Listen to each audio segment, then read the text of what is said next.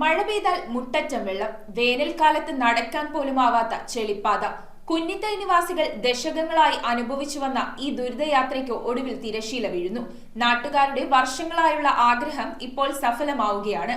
ഇതിനായി മുന്നിട്ടിറങ്ങിയ ward member സിന്ധുവിന്റെ നിശ്ചയദാർഢ്യം ഒരു നാടിന്റെ സ്വപ്നത്തിനാണ് ഇപ്പോൾ ചിറക് നൽകിയിരിക്കുന്നത്. കുന്നിത്തൈ നിവാസികൾക്ക് ഇത് വെറുമൊരു വഴി മാത്രമല്ല, കാലങ്ങളായി അവർ കണ്ട സ്വപ്നത്തിന്റെ സാക്ഷാത്കാരമാണ്. രോഗം വന്നാൽ ഒരു വണ്ടി പോലും വരാൻ മടിച്ചിരുന്ന ഇടത്തേക്ക് ഇനി വാഹനങ്ങൾ സുഗമമായി എത്തും. മഴക്കാലത്ത് ചെളി നിറഞ്ഞ വഴിയിലൂടെ സ്കൂളിൽ പോകാൻ മടിച്ചിരുന്ന കുട്ടികൾക്കും വഴിയിൽ തെന്നി വീണ് പരിക്കേറ്റിരുന്നവർക്കും ഇനി ഈ ദുരിതം ഉണ്ടാകില്ല. കഴിഞ്ഞ പഞ്ചായത്ത് തിരഞ്ഞെടുപ്പ് കാലത്തൊക്കെയും തങ്ങളെ തേടിയെത്തിയ സ്ഥാനാർത്ഥികളോട് ഈ നാട്ടുകാർക്ക് പറയാൻ ഒരൊറ്റ ആവശ്യമേ ഉണ്ടായിരുന്നുള്ളൂ: സഞ്ചരിക്കാൻ നല്ലൊരു വഴി വേണം. എന്നാൽ പരിഹാരമുണ്ടായില്ല. ഞങ്ങള് കുറെ കാലമായി ഒരു വഴിക്ക് വേണ്ടി നടക്കണത്. കുറെ മെമ്പർമാരൊക്കെ മാറിയും ഒക്കെ വന്നിട്ടും ഞങ്ങൾക്കൊന്നും നടന്നില്ല.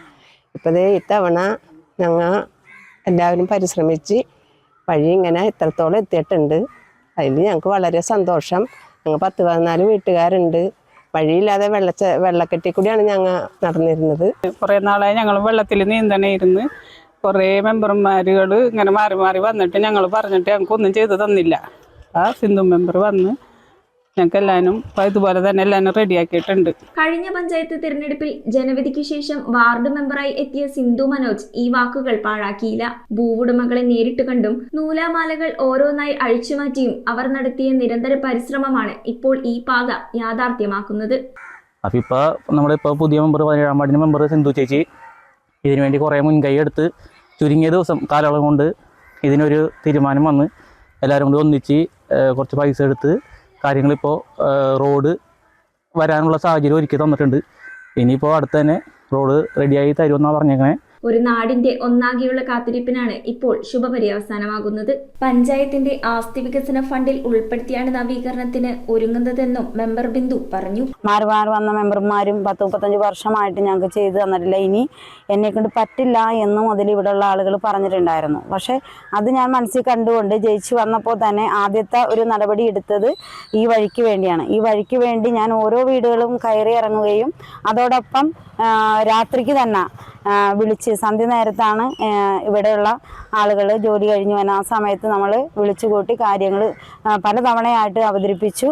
അത് കൃത്യമായിട്ട് അവർ കേൾക്കുകയും അതോടൊപ്പം മുൻകൈ തന്നെ ഞാൻ തന്നെ എടുത്ത് ഓരോ കാര്യത്തിനും പറഞ്ഞ് ചെയ്യിപ്പിക്കാനും ഒക്കെ ഞാൻ തന്നെ നിന്നു.